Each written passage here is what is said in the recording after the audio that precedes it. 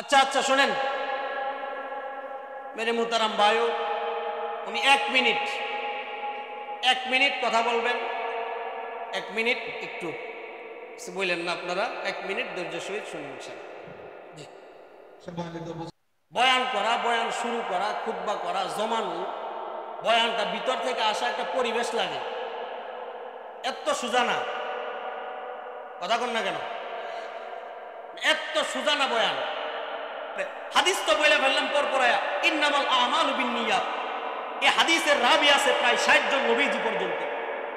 এই 60 জন রাবির জীবনে মুখস্থ করতে হয় আমাদের। কোন রাবি কি জীবনে মিথ্যা বলছে কিনা এটা আমাদের মুখস্থ করতে হয়। এই আলেম এটা মুখস্থ করছে কোন রাবির কি অবস্থা, এই হাদিসের মধ্যে কোনো সমস্যা আছে কিনা, বলা যাবে কি যাবে না, এই হাদিসের রাবি কোনোদিন মিথ্যার আশ্রয় নিয়েছে কিনা, এই সব কিছু পাঠ কইরা গবেষণা করা, এই কাজগুলা কি কোন এমপি মন্ত্রী করে না, ওলামায়ে কেরাম করে? এত সোজা না।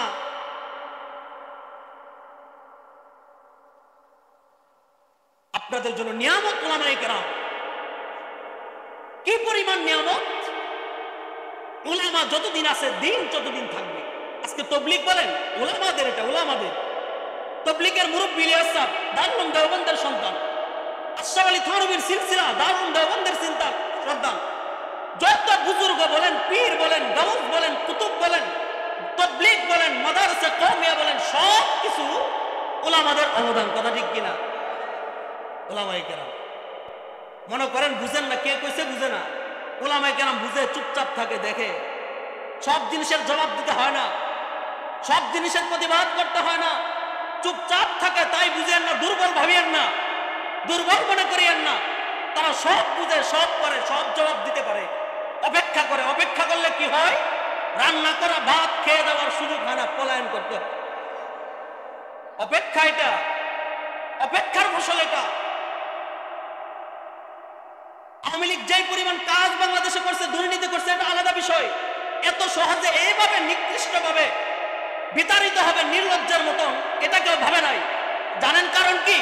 এই উলামাদের কে জুলুম করিয়া, নির্যাতন করিয়া, জেলে দিয়া, জুলুম দিয়া, শাস্তি দেওয়ার কারণে হাজারো উলামাদের চোখের বদবু আর পানির কারণে আজকে সেভাবে পলায়ন করছে। উলামায়ে কেরামের চোখের পানি খুব ভয়ঙ্কর। আলেম উলামা তাবলীগ ওয়ালাদের চোখের পানি খুব দামি। এই পানি আল্লাহ পাক সহ্য করেন না। নাহলে এভাবে কাউকে লাঞ্ছিত করার ইতিহাস বিশ্বের মধ্যে একটা সরকারও দেখাইতে পারবেন না। এত লাঞ্ছিত অপমানিত হওয়ার কারণের পরেও যদি নতুন ভাবে আবার তাদের মতন তাদের আকৃতিকেও ধারণ করতে চান, সাবধান হয়ে যান। বাংলাদেশের ছাত্র জনতা আমরা সামনে থেকে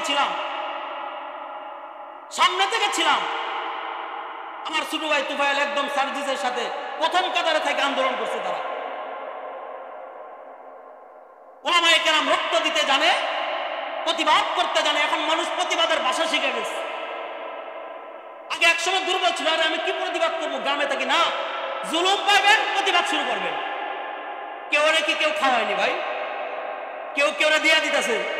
আমারটা আমি খাবো, আমি দেশের জনগণ, আমি দেশের নাগরিক। সুতরাং যেখানেই বাতিল পাইবেন সেখানেই প্রতিবাদ শুরু করবেন, যেখানে মিথ্যা পাইবেন সেখানে তাদের বিরুদ্ধে দাঁড়িয়ে যাবে, যেন দ্বিতীয়বার কোন ফ্যাসিস্ট বাংলাদেশে যেন নতুন করে আবির্ভাব হইতে না পারে। সতর্ক থাকবেন। এটা যাই হোক মেরে মুহতারাম ভাই, উলামায়ে কেরাম করে কি? উলামায়ে কেরাম কুরআন হাদিস থেকে সার নির্যাস বের করে করে আওয়াম মানুষদেরকে খাওয়ায় দেয়, তাদের নাম হলো উলামায়ে কেরাম। সুবহানাল্লাহ। তাহলে যাই হোক, বলছিলাম সূরাতুল কাউসার, যখন নবীজি মক্কায় দাওয়াত দিচ্ছিলেন, শুনেন, দাওয়াত দিবেন শাইখুল হাদিস জাকারিয়া সাহেব রহমাতুল্লাহ আলাইহি। শাইখুল হাদিস, উলামায়ে কেরাম বুঝবেন এই কথার ওজন কত। শাইখুল হাদিস জাকারিয়া সাহেব রহমাতুল্লাহ আলাইহি ফাজাইল আমল লিখছে। তিনি বলেন উর্দুটার ভিতরে যে আপনি দ্বীনের সব বিষয় মানবেন আর আপনার বিরোধিতা কেউ করবে না, এটা হতে পারে? দ্বীন যখন পরিপূর্ণ মানতে যাবেন, বিরোধিতার বিরুদ্ধে কেউ করবে। এক মাহফিলে আমাদের সৈয়দ ডক্টর এনায়েতুল্লাহ আব্বাসীকে বলছে, হুজুর, আরো বহুত আওয়ামী লীগের আমলের ঘটনা, হুজুর কি বলেন না, কারো বিরুদ্ধে কিছু বলিয়েন না, কারো বিরুদ্ধে কিছু বলিয়েন না। এবার হুজুর বলেন তো ভাই কিভাবে বয়ান করবো, চুপচাপ বসে রয়েছে, বয়ান করেন। কারণ কারণ খুতবার শুরু দিয়ে আমি যখন করব আউযু বিল্লাহি মিনাশ শাইতানির রাজিম, কার বিরুদ্ধে কইলাম? তাহলে কারো বিরুদ্ধে না গেলে আমি বয়ান করবো কিভাবে? কথা কয় না। আরে ভাই, আপনি বিরোধী কাজটা বাদ দেন, আর না হলে আপনার মধ্যে সমস্যা থাকে, মাথাটা নিচ দিকে তাকায় বয়ে থাকে। আপনি বিরুদ্ধে নেন কে লাগে নিজের মনে মনে? তাহলে হুজুরা বয়ান করবো কি? সভাপতি খতিব সাহেব দাঁড়াইছে বয়ানের মধ্যে, নিয়ত করছে সুদের ব্যাপারে বয়ান করবো, দেহের সামনের কাতারে একদম মসজিদের সভাপতি সুদপুর বসা, নিয়ত করছে না সুদের চিন্তা বাদ, ঘুষের কথা করবো, ডাইনে তাকায় রে মসজিদের কেশিয়ার ঘুষখোর, টাটকা ঘুষখোর বামে বসা। এবার চিন্তা করছে না এবার পর্দা সম্পর্কে বলবো, দেহ সেক্রেটারি বেপর্দা ঘরের জামাই একদম সামনে বয়ে রয়েছে। মানে এত কিছু যদি ভাবে বয়ানটা করবো কিভাবে বলেন তো দেখি? আপনি হয়তো ভালো হয়ে যান, না হয় আপনি মাথাটা নিচ দিকে তাকায় বয়ে থাকেন। কথা বুঝেননি আপনারা? সমস্যাটা কোন জায়গায়? আমরা দেখেছি অতীত 15 বছরের ইতিহাস দেখেছি, এর পূর্বেও দেখেছি, যেই আসে তারা তারা সব ঠিক, মাঝখানে উলামায়ে কেরামরা তারা ভেজাল ফেলায়। আমরা দেখেছি 96 ইতিহাস, আমরা পড়েছি একের ইতিহাস, আমরা দেখেছি 6 থেকে 6 পর্যন্ত ইতিহাস, 8 পর্যন্ত। এই এটা এটা এটা এটা লাভ নাই, সব সমান। আর বুঝেন, পানির ট্যাঙ্কি লাগাইছেন ছাদের উপরে, কোথায়? পানির ট্যাঙ্কি আছে না মদিনা ট্যাঙ্ক, ট্যাঙ্কির ভিতরে ময়লা পড়ছে। এবার আপনি নিচে কি করতেছেন? ট্যাপ পরিবর্তন করেন শুধু। বলেন তো, ট্যাপ পরিবর্তন করলে পানি পরিষ্কার বেরিব? এটা না এটা, আগেও জুলুম এখনো জুলুম, আগেও নির্যাতন এখনো নির্যাতন, আগেও সুদ এখনো সুদ, আগেও ঘুষ এখনো ঘুষ, আগেও এটা আগেও সেটা। মূল কি পরিবর্তন করতে হবে? ইসলামকে বসান ক্ষমতায়, তার দাঁড় করতে হবে না, ইসলামকে ক্ষমতায় বসান, ইসলামকে ক্ষমতায় বসান। ইসলাম ইনসাফের ধর্ম, ইসলাম আদর্শের ধর্ম, ইসলাম মুক্তিদানের ধর্ম। ইসলাম ক্ষমতা আসলে সবচাইতে উপকার কার হবে জানেন? গরিব গুরাবা মেহনতি শ্রমিক মজদুরের সবচাইতে বেশি উপকার হবে ইসলাম ক্ষমতায়। ইসলাম কি বলে? শ্রমিকের গাম শুকানোর আগেই তার পারিশ্রমিক দিয়ে দাও, এটা ইসলামের বিধান। আর আপনারা গার্মেন্টস করেন, ফ্যাক্টরি করেন, হাজার হাজার কোটি ব্যাংক থেকে নিয়া, ব্যালেন্স থেকে নিয়া, ব্যাংক থেকে নিয়া, দেশের নামে ঋণ করিয়া এবার শ্রমিকদের বেতন দেন 5 মাস 6 মাস 7 মাস, আছে কিনা? ইসলামের বিধান। কিন্তু ইসলামটা আমার গরিব দুঃখী মানুষ বুঝতে চায় না। নির্বাচন আসলে 500 টাকার বিনিময়ে এদিক সেদিকের মানুষকে ভোট দিতেও দ্বিধাবোধ করে না। আপনারা নির্বাচনের সময় 500 খান, 1000 খান, 1500 খান। এবার বলেন তো, যদি আমাদের এই ইউনিয়নে 1000 মানুষকে 1000 টাকা করে দেয়, 1 লক্ষ টাকা গেল, 1 লক্ষ টাকা যে এমপি সাহেব দাঁড়াইছে বাপের জমি বিক্রি করে দিব, আপনার টাকা মাইরা দিব।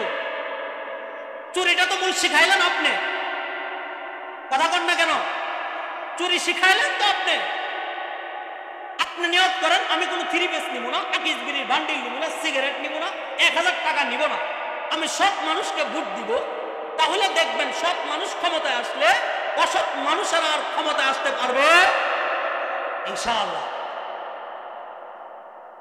মেরে মুহতারাম ভাই, ইসলাম মানে শুধু জমিনের নিচে আর আসমানের উপরের খবর দেয় না। ইসলাম কমপ্লিট ধর্ম, এমন কোনো বিষয় নাই যেটার সমাধান ইসলাম দেয় নাই।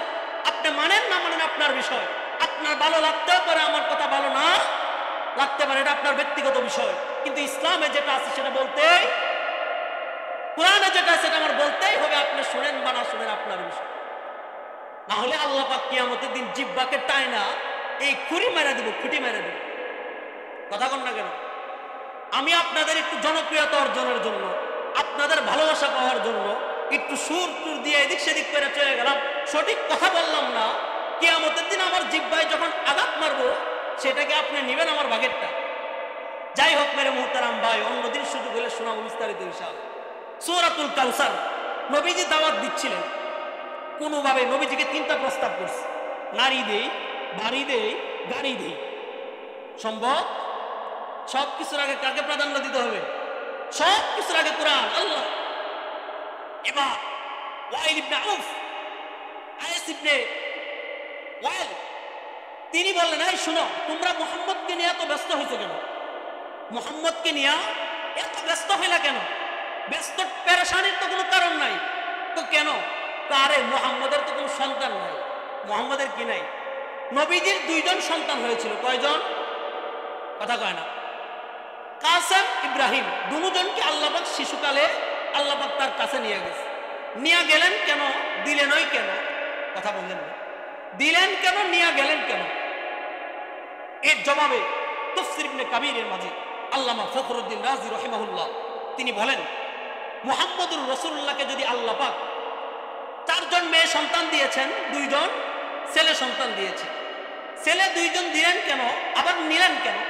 দিলেন এই কারণে যেন কোনো মক্কার কুফারে মক্কা, মুশরিকে মক্কা সহ যারা আছে তারা যেন নবীর উপর অপবাদ দিতে না পারে যে মুহাম্মদুর রাসূলুল্লাহ কোনো পুত্র সন্তান হয় না। এই কারণে আল্লাহ পাক সন্তান দিছে 2টা। নিয়ে গেলেন কেন?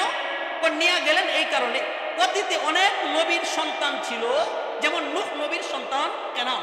নূহ নবীর সন্তানকে কেনান আল্লাহ পাকের দিন মানে নাই, নবীর অনুসৃত পথে ছিলেন না, যার কারণে নবীর উপর আল্লাহর পক্ষ থেকে ধমকি আসছে কোরআনে কারীমের মধ্যে। যেন নবীর, যেহেতু আমাদের আপনার নবী মেরে আকা মুহাম্মদুর রাসূলুল্লাহ সর্বশেষ নবী। কি নবী? সর্বশেষ নবী, খাতামুন নবিয়্যিন।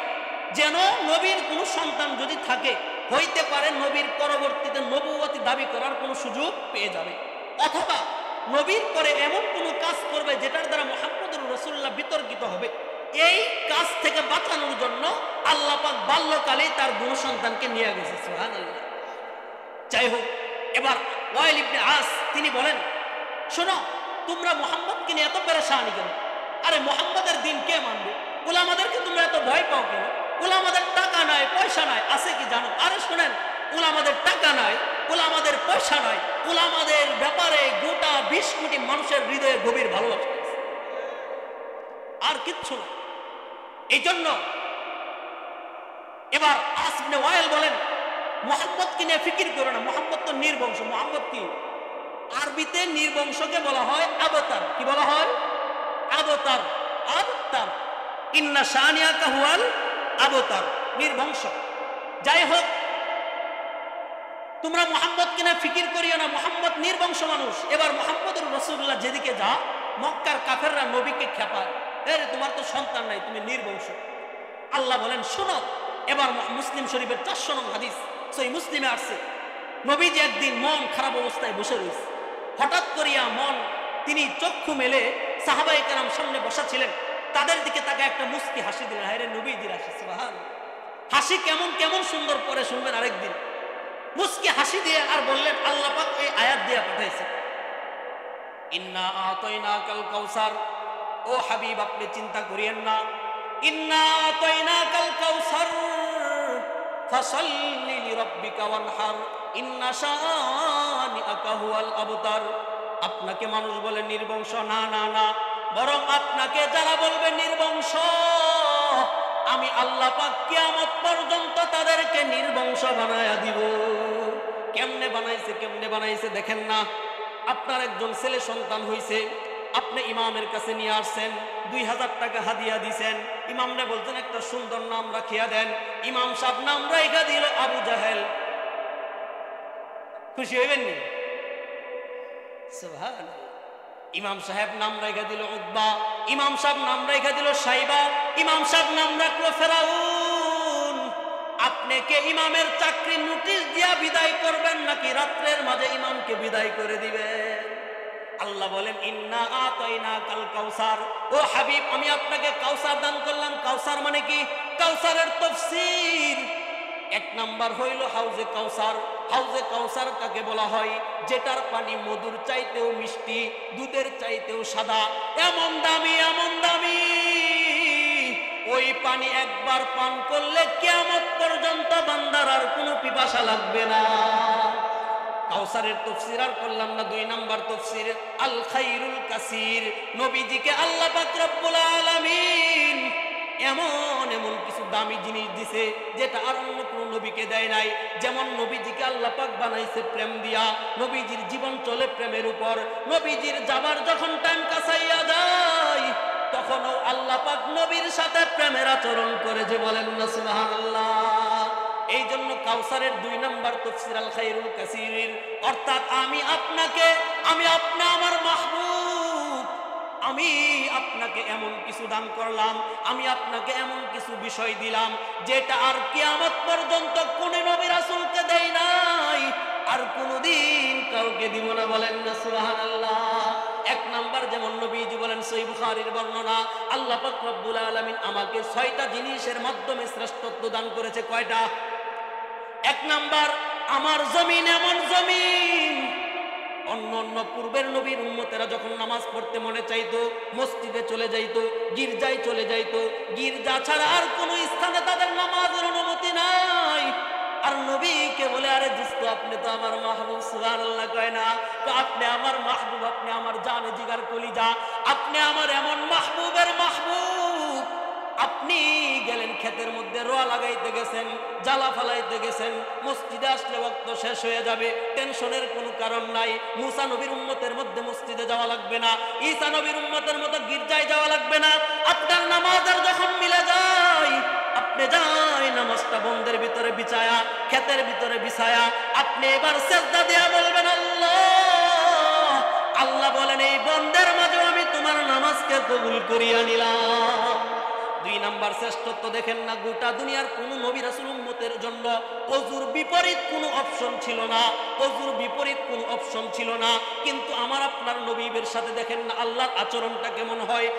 আমার মাহবুব, আপনার উম্মতের হাত কেটে গেছে, পানি লাগাইলে কষ্ট হয়, আরে আপনি তো আমার মাহবুবে দুজাহা, আপনার কষ্ট আমার কষ্ট লাগে। শুধু তাই না, আপনার উম্মতের কষ্ট হয়, আমার আল্লাহ পাকের ওই কষ্ট দিলের মধ্যে লেগে যায়। কোনো কারণ নাই, কষ্টের কোনো কারণ নাই। আপনার হাত কেটে গেছে তো কি হয়েছে, আপনি ব্যান্ডেজ পেছায়া, সুবহানাল্লাহ কয় না? এই তাইমুমের বিধান আর কোন নবীর উম্মতের জন্য ছিল না। এভাবে আল্লাহ পাক 6টা শ্রেষ্ঠত্ব দিয়েছে। এটা হলো কাউসারের 2 নাম্বার ব্যাখ্যা। এরপরে বলেন, ইন্না আতাইনাকাল কাউসার, ও আমার মাহবুব, আমি আপনাকে হাউজে কাউসার দিলাম, ফাসাল্লি লিরাব্বিকা ওয়ানহার, অতএব আপনি খুশি হয়ে নামাজ পড়েন। নামাজ পড়বো তো ইনশাআল্লাহ, নামাজের তাফসীরে যাব না। ওয়ানহার 1 নাম্বার ব্যাখ্যা কুরবানি করেন, 2 নাম্বার ব্যাখ্যা তাকবীরে তাহরিমার হাত বাঁধা, 3 নাম্বার ব্যাখ্যা কাঁধ পর্যন্ত হাত উঠানো, আর কোনো ব্যাখ্যা করার সুযোগ নাই। ইন্না শানিআকা হুয়াল আবতার, ওই যে মক্কার কাফের আপনাকে বলছিল আপনার কোনো সন্তান নাই, আপনি নির্বংশ। আরে কে কইছে আপনি নির্বংশ? আরে আপনি এমন মাহবুবের মাহবুব, কিয়ামত পর্যন্ত আমি আপনার বংশকে বিস্তার করিয়া দিব। এবার দেখেন না কেমন বিস্তার। এই যে হাবেশ হুজুর, মাওলানা শাহ হুজুর বসা, নাম কি? মুহাম্মদ হাফেজ রহমতুল্লাহ। আল্লাহ পাকের নবীর মুহাম্মদ লাগছেনি, সুবহানাল্লাহ কয় না? আরে এই যে হুজুর প্রধান অতিথি সব বসা, ওনার নাম মুফতি মুহাম্মদ এনায়েতুল্লাহ, কথা কয় না? প্রত্যেকের শুরুতে আল্লাহ বলেন, আরে তোমাকে বলছে নির্বংশ, তোমার বংশ নাই। শোনো শোনো, আমি আল্লাহ তোমার পক্ষ থেকে দাঁত ভাঙ্গা জবাব দেই। কিয়ামত পর্যন্ত যত আনেওয়ালা মুসলমান আসবে, প্রত্যেকটা মুসলমানকে আমি আপনার সন্তান হিসাবে ঘোষণা করিয়া দিলাম।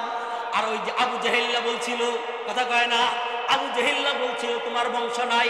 আবু জেহেলের নাম আজকে আজ পর্যন্ত কেউ রাখছেনি।